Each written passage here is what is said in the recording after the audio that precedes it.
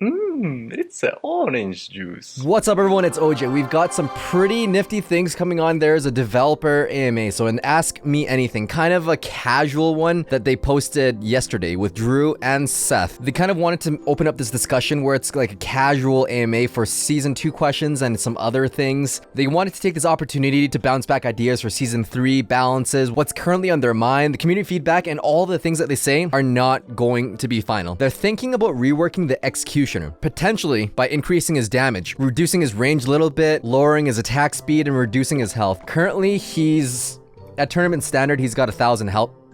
Currently at tournament standard, he's got like 1,000 health, 140 damage times 2, and 2.4 second attack speed. So attack a little bit slower, tank a little bit less, not shoot as far, increase damage by a lot. I can't think of any significant interactions because he two-shots archers. So one shot will kill a Dark Goblin, it's gonna kill archers. Would it be so crazy to one-shot Electro Wizards and such? Interesting. Anyways, this is speculation. They're thinking about reworking the Executioner because he's lagged a little bit behind in win rates and use rates for a while competitively. So directly buffing him has been undesirable because he's really tough and kind of lacks some counterplay. He's got really high health, long range, and area spatial denial, which leaves him with very few weaknesses, and his existing design overlaps with the Wizard quite a lot. They're both splashy. If they rework it, they could have a solid ranged attacker that could counter fireball type strategies, especially barbarians. If they rework him, it's going to be a shorter range, but very deadly ranged attacker. By shortening his range, he can be countered by longer ranged attackers like musketeers and flying machines, but you'll pray that those flying machines and musketeers don't get in his range. So if they rework him,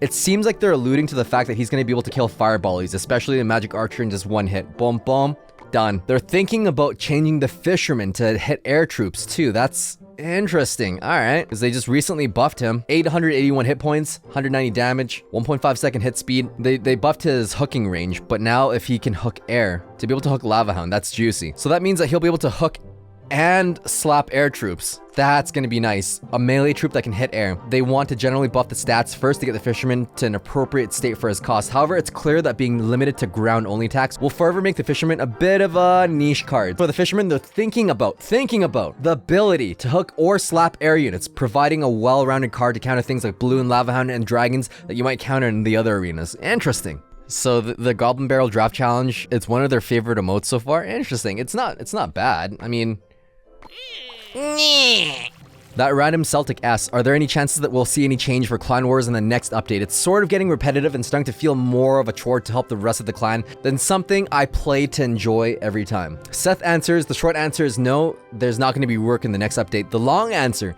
is that they've literally spent hours upon hours discussing about Clan Wars. Overall, the team agrees that it needs an update, and I kind of agree with that too. However, we feel the problem with Clan Wars are deeper than just surface level fixes. We have seen multiple community post videos about request change, more cap modes, donating war battles, resetting trophies, etc. But even if we did all those changes, there would still be the systematic issue with Clan Wars that gets stale over time. Clan Wars needs to be a huge, socially driven endgame, and it's just not quite filling that role right now. It's kind of interesting. Clan Wars, it's like you do one attack, you build your deck, and you got 3 things. I love it right now because there's the Wall Breaker Challenge and there's the Heist Challenge. To finish off what Seth was saying, he says that there's a variety of whiteboards, prototypes towards a Clan Wars update to kind of revamp it, to spice it up a bit. But we can't provide a timeline for its launch because they're still working on it. They haven't really locked in any ideas yet. When you do get it though, we promise it's going to be epic and change the way Clash Royale is played forever. Hopefully. Seth goes on to say that the monthly classic deck updates and introducing modes like Wall Breaker Party to Clan Wars has been an attempt to keep Clan Wars fresh, but in the meantime without contributing too much to the development time. So that kind of makes sense. It's spice it up a bit, but we need to buy time. We need to buy time. Every day spent on Clan Wars now takes away from the update that we would like to do. So hopefully those little changes keeps it entertaining in the meantime. I do love Wall Breaker Party. I did say that earlier. I love it. Keep it. Bring back Heist. I know it's low effort, but bring it back. Are you going to do anything about the low visibility tiles in the new arena? Now, check out this new arena.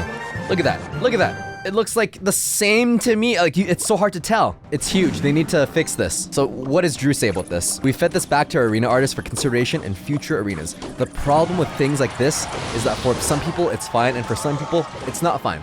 And we never know until it releases to the public.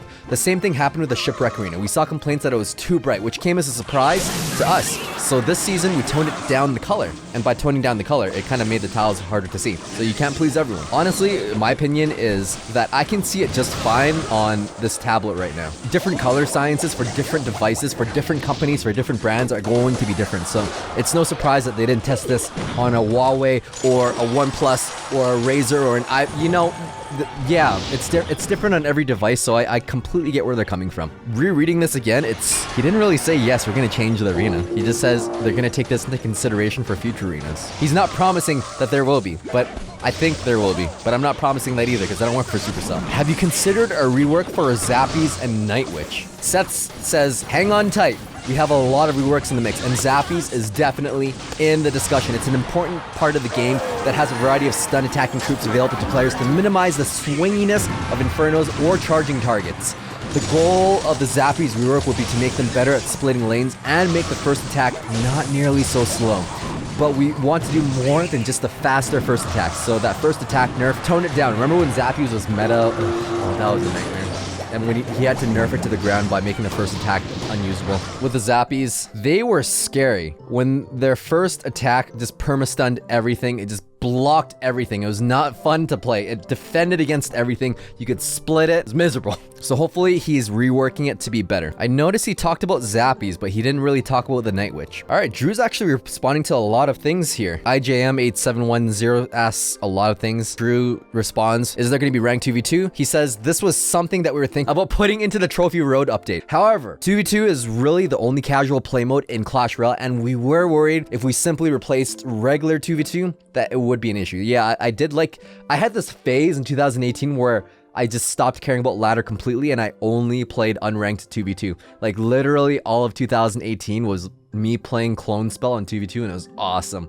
One of my favorite memories, by the way. So I'm glad they're not taking away the casual 2v2. He goes on to say having ranked 2v2 and casual 2v2 at the same time would split the player base, and I don't think there's enough players for that. They couldn't find a solution for ranked 2v2 trophies that everyone could agree on. Are they separate or are they part of your main overall trophy count? So they decided against it until they could find a better solution that could be resolved in a good time frame. Basically, all that said is that they experimented with a lot of things and they couldn't come to any conclusion, but they're going to be working on that in the future, maybe.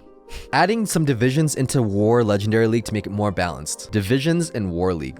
Seth has mentioned in his other comments, we feel the problem with Clan Wars are deeper than just surface level fixes. Separating these War Leagues is one of the surface changes that would end up with the same issues as the current time. So adding new divisions isn't gonna solve anything. It's just gonna be more, it's like, great, now I'm in Diamond League. Great, now I'm in Platinum. Now I'm in Mega Super Ultra Master. It's all gonna feel the same. Are they gonna expand the new feature where it shows the leaked elixir in replays? And they say that yes, that is on their list on the next update maybe. Ability to fast forward and rewind replays.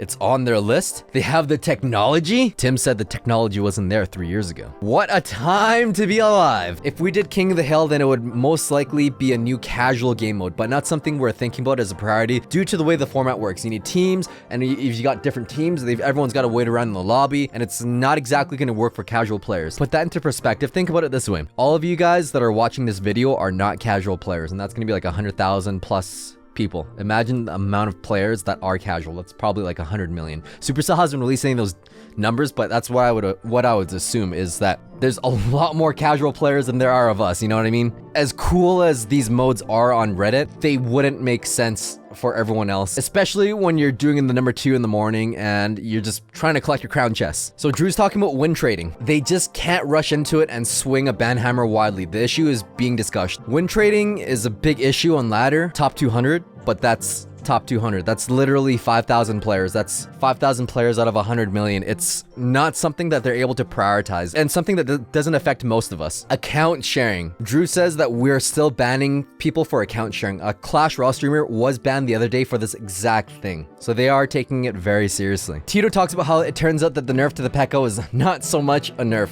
and that the Barbarian Barrel made it a completely dead card. Doesn't kill Princess Rascals or Dark Goblins, and it no longer breaks the shield of Guards, Dark Prince, or Royal Recruits. That's a huge one. Drew responds by saying this is exactly why we wait while we decide on balance changes. Before the update, everyone was 100% sure that the PEKKA was a dead card. As it turns out, with millions of people testing it, it's not a dead card.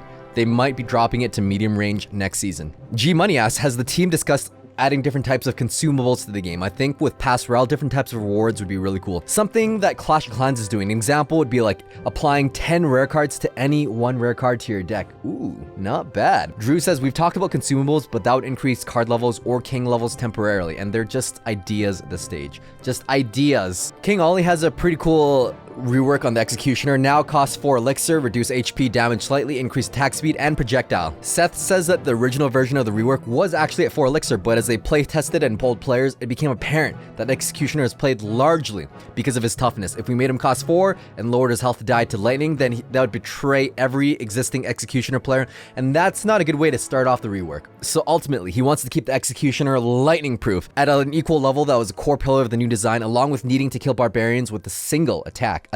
Oh, he admitted it. He admitted it. Killing barbarians with a single attack. Oh, if this comes into balance, that's gonna kill barbarians, 555 health. He's hinting at barbarians, but he's not hinting at anything else. Ice Wizards, 590. Electro Wizards, 590. Magic Archers, 490. Okay, so it'll kill Magic Archer.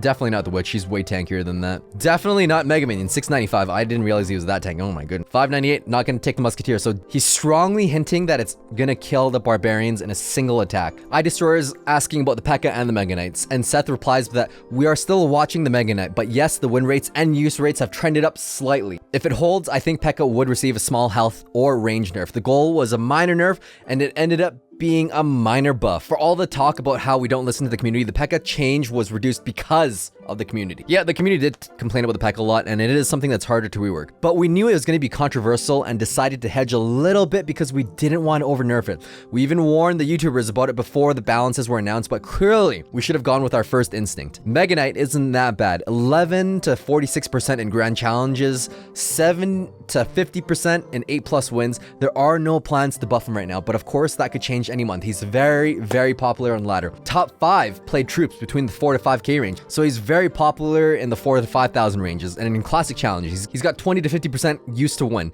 So we are putting priority on more pressing cards that need reworks, and Mega Knight doesn't seem like it's one of them right now. Based on the stats, I'm pretty happy with it. He's got 222 area damage, 440 spawn damage, 444 jump damage. It's consistent. Jet is asking, can the season pass get better rewards? Seems like people aren't really getting it. Really? Not even with the limited emote? It's limited. Drew responds by, we've heard the community response to the less strike issue, and we have spoken about it today on our Friday wrap-up session. Going forward, we will be working to keep it at a consistent value.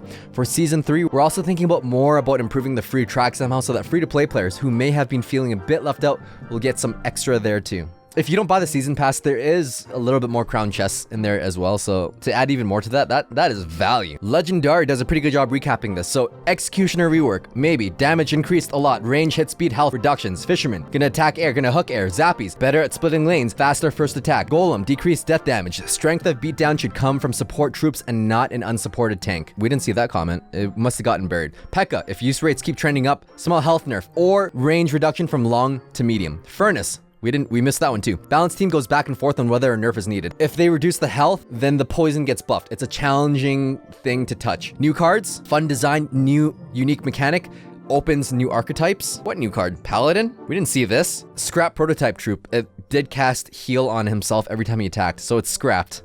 I want a Healy troop. That's cool. Clan Wars needs more than surface level fixes. They have big plans, but unfortunately not in the next update. Season 3 plans to improve the free track for free-to-play players on the left side. Bum, bum, bum, bum, bum. On the left side, improvements on that. That's going to be kind of nifty. And legendary chests will likely return to their 35 for more strikes. That's a really good recap. Shout out to Legendary for that. Hope you guys enjoyed this video. Thanks for watching, and stay tuned for more quality OJ.